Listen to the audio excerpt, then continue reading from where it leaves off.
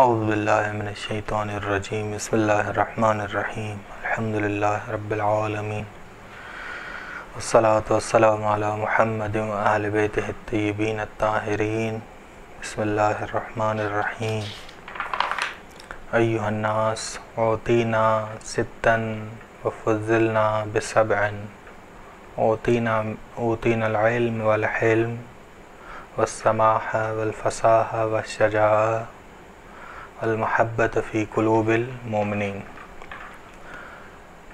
توفیق پروردگار سے خطبہ امام سجاد علیہ السلام کا کہ اس کی شرح جاری شروع کرنے لگے ہیں۔ خطبہ جو امام نے یزید کے دربار میں شام میں دیا۔ اہل بیت علیہ السلام سن 61 ہجری ماہ صفر کے اول میں شام میں داخل ہوئے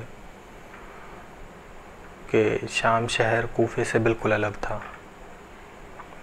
کوفے والے اہل بیت علیہ السلام کو پہچانتے تھے، امام علی علیہ السلام کی حکومت کو دیکھ چکے تھے، خطبے سن چکے تھے، کردار دیکھا تھا، جبکہ شام میں 40 سال اہل بیت علیہ السلام سے دشمنی دلائی گئی تھی۔ اس لحاظ سے امام سجاد کی اور زینب سلام علیہ اور باقی اہل بیت کی ذمہ داری وزنی تھی۔ ایک رسی کے ساتھ ان کو لایا گیا۔ ان حضرات نے اپنا تعارف قرآن کریم سے کرایا کیونکہ شامی قرآن پڑھتے تھے۔ جب امام سجاد اپنے قافلے کے ساتھ اسیر بن کر یزید کی مجلس میں آئے، امام حسین کے سر اطہر کو اہل بیت علیہ السلام کے سامنے رکھا گیا اور سر اطہر کی بے حرمتی کی گئی۔ تو اس وقت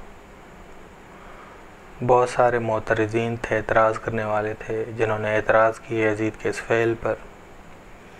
یزید نے ایک شامی خطیب کو حکم دیا کہ منبر پر جائے اور امام علی اور امام حسین علیہ السلام کی نسبت بدگوئی کرے اور حاکم شام اور یزید کے متعلق مدح و ثنا کرے۔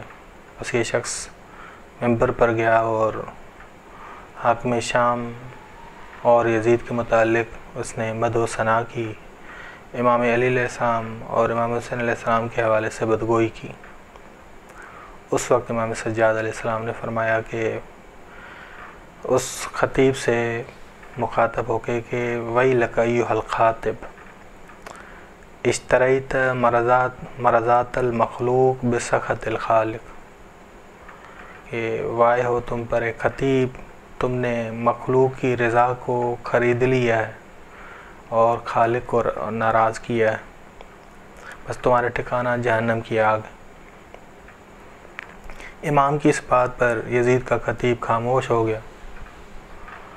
امام سجاد نے یزید سے کہا کہ یزید مجھے اجازت دو تاکہ میں بھی منبر پر جاؤں اور گفتگو کروں تاکہ اللہ راضی ہو جائے، تاکہ حاضرین کو ثواب ملے۔ یزید نے کہا کہ اگر یہ شخص یعنی امام سجاد علیہ السلام منبر پر جائے گا تو آل ابی سفیان رسوا ہو جائیں گے۔ بس یزید نے اجازت نہیں دی۔ اس وقت ایک شخص اٹھا اور کہا کہ نہیں، یہ شخص بیمار لگتا ہے، شکست خوردہ لگتا ہے، اسے اجازت دو کہ بولے۔ یزید نے کہا کہ یہ شخص اہل بیت میں سے ہے، یہ جا کر بات کرے گا تو ان کے پاس علم و کمال ہے، انہیں بات کرنا آتی ہے، بس یہ ہمارے لیے مشکلات پیدا کر دے گا۔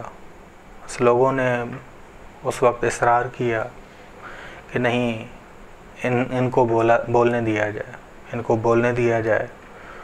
تب یزید مجبور ہوا اور اس نے اجازت دی کہ امام سجاد علیہ السلام کو بولنے دیا جائے۔ تب امام نے یہ جملے ارشاد فرمائے، خطبے کی شروعات کی کہ ایھا الناس، حمد خدا کے بعد، خدا کی حمد و ثنا کے بعد فرمایا کہ ایھا الناس اوتینا ستا، اے لوگو ہمیں 6 صفات عطا ہوئیں: علم، حلم، جود و سخاوت، فصاحت، شجاعت اور مومنین کے دلوں میں ہماری محبت رکھی گئی ہے۔ بالا ترین انسانی صفت یہ ہے کہ انسان کو جو مظہر صفات خدا وہ خدا بناتی ہیں، یہ صفات ہیں، بالا ترین انسانی صفات ہیں، یعنی علم ہے، حلم ہے، جود و سخا ہے، فصاحت ہے، شجاعت ہے، مومنین کے دلوں میں محبت، یہ 6 صفات بالا ترین انسانی صفات ہیں کہ انسان مظہر صفات خدا بنتا ہے۔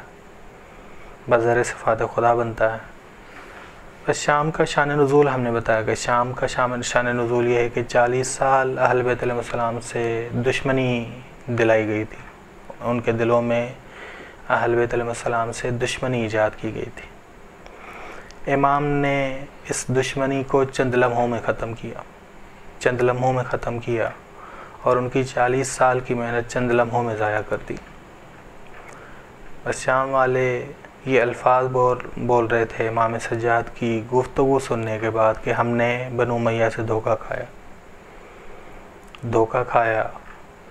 یہ وہ لوگ ہیں جن کے پاس علم ہے، حلم ہے، جود و سخاوت ہے، فصاحت ہے، شجاعت ہے اور مومنین کے دلوں میں ان کی محبت ہے۔ کہ آپ دیکھیں کہ پہلا شخص جو امام سجاد علیہ السلام سے بوڑھا ملا، اس کا تولا اور تبرہ ٹھیک ہو گیا اور محبت امام سجاد کے لیے ہو گئی اور نفرت صحیح ہو گئی، اس کی نفرت یزید کے لیے ہوئی۔ ٹھیک، بس پہلی صفت جو امام نے بیان کی وہ ہے علم پہلی بس امامت کی شرط ہے، مہم شرط علم ہے کہ علم کے شہر کے دروازے ائمہ علیہ السلام کہ انا مدینۃ العلم وانت یا علی بابھا۔ بس یہ حضرات ہم شکل قرآن ہیں، ناطق قرآن ہیں، قرآن عینی ہیں، بس یعنی علم الہی رکھتے ہیں۔ قرآن علم الہی ہے۔ جب قرآن کے عالم ہیں تو یہ سہو و نسیان و عصیان و خطا، لغزش اور باطل کو قبول کرنے سے پاک ہیں۔ قرآن کی مانند مقام امامت معجزہ ہے۔ بس اگر تمام جن و انس اکٹھے ہو جائیں، قرآن جیسی ایک آیت اور ایک صورت نہیں لا سکتے۔ قرآن نے کہا ہے کہ اگر تمام جن و انس اکٹھے ہو جائیں، لو اجتماعت الجن والانس، بس اگر جن و انس اکٹھے ہو جائیں کہ قرآن کی ایک آیت یا ایک سورہ جیسی لائیں تو وہ نہیں لا سکتے۔ پر جب اطرت رسول خدا ہم شکل قرآن ہے، قرآن عینی ہے، قرآن ناطق ہیں، بس اگر تمام جن و انس اکٹھے ہو جائیں کہ مقام امامت تک پہنچ جائیں تو نہیں پہنچ سکتے، بس یہ معجزہ ہے۔ کیوں؟ کیونکہ یہ ہم شکل قرآن ہے۔ اس امام نے پہلی صفت جو بیان کی وہ یہ ہے کہ ہمیں علم دیا گیا ہے۔ علم قرآن، علم الہی۔ امام بیان کر رہے ہیں کہ ہم شکل قرآن ہیں، ہم معجزہ ہیں۔ اپنی امامت بھی ثابت کر رہے ہیں، بس جو ہم شکل قرآن ہو جائے اس کی امامت ہے، اس کی ولایت ہے، جس طرح قرآن کی ولایت ہے۔ بس اس ماحول میں امام نے اپنا تعارف کرایا۔ امام جانتے تھے، حالات جانتے تھے، پروگرامنگ امام کی تھی۔ بس آپ دیکھیں کہ خطبے میں امام نے جو 6 صفات امام فرماتے ہیں کہ عطا ہوئی ہیں، ان 6 صفات، یہ 6 صفات مظہر صفات خدا بناتی ہیں انسان کو۔ مظہر صفات ایک ہے علم، بس علم پہلی امامت شرط ہے کہ جس سے امام نے ان کو آشنا کروایا اور ان کو علم ہوا کہ واقعاً یہ علم الہی کے مظہر ہیں، یہ قرآن کے ہم شکل ہیں۔ وصلی اللہ علی محمد اہل بیتہ الطیبین الطاہرین صلی اللہ